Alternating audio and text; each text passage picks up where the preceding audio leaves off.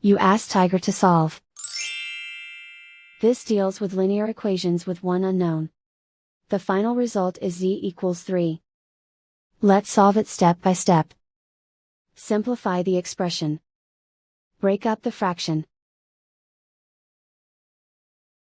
Find the greatest common factor of the numerator and denominator. Factor out and cancel the greatest common factor. Group all constants on the right side of the equation. Subtract 1 from both sides. Simplify the arithmetic.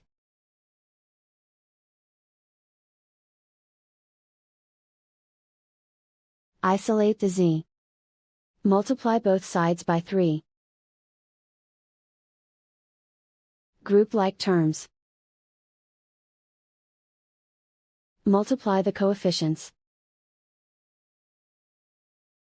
Simplify the fraction. Remove the ones. And so the final result is z=3.